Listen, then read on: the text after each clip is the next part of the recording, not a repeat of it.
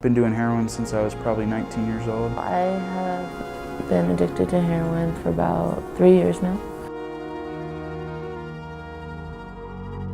All right, let me try it. And I was instantly fell in love. What's my goal every day was to get high.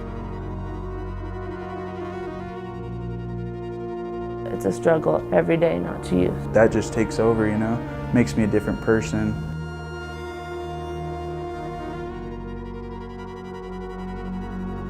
Arizona is experiencing an incredible crisis with opioid overdoses, one unlike we've ever seen.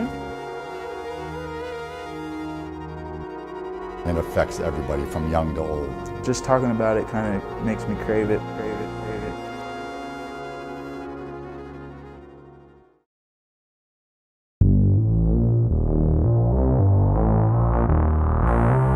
Syringe caps, most likely from heroin. We make drug arrests on a daily and weekly basis out here. More often than not, we see that users will do anything that they can to get the money to buy. At the end of the day, if we can start helping some of the drug problem and help some of these people get off of it, we're going to see a lot of our other crimes go down too. Keep trying to talk to her. Hush! Wake up! Hush! There we go. Breathe for me, come on. You alert? Can you hear me? So I keep it right on my belt next to my tourniquets, my other life-saving stuff.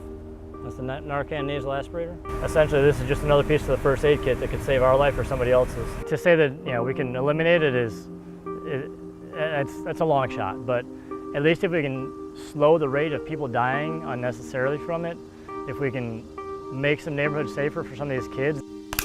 5, 4, 3, 2, 1.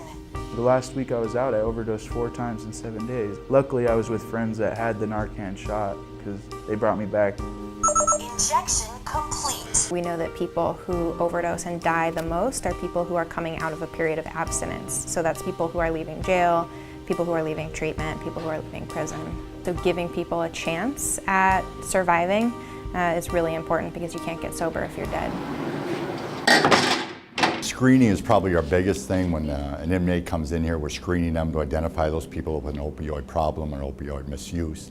Once we identify them, we can get in the correct programs or whatever they need to do. When people book into jail, we identify whether or not they're currently on some form of medication-assisted treatment, like methadone.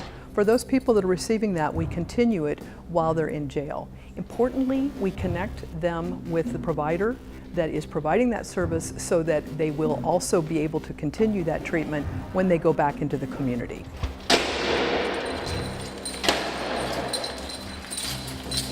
I found out 2 days before I got picked up that I was pregnant. When I came in, they tested me and they also seen that I had heroin in my system, and that could be really bad for the baby and put me into a miscarriage.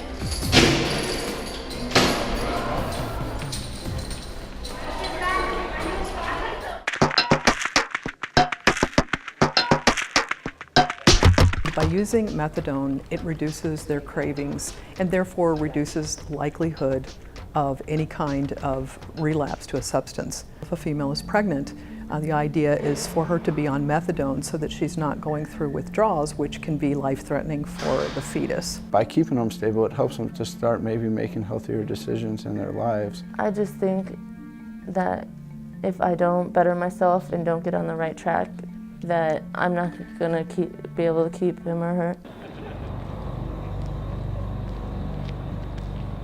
It's everywhere. I had a friend that sold them. People run out of their pills too. At the end of the month, people who sell them run out. That's when I turned to heroin because I couldn't find pills, and it's cheaper, it lasts a lot longer, but it's definitely way worse. The pill misuse is where it started from, and then again rolls into other opioid products and then heroin addiction. That's a scar from me poking so many times in my arm. It got to the point where I'd be so dehydrated and out there trying to find a vein, I'd be crying because I can't find a vein to get high in, It's just bad.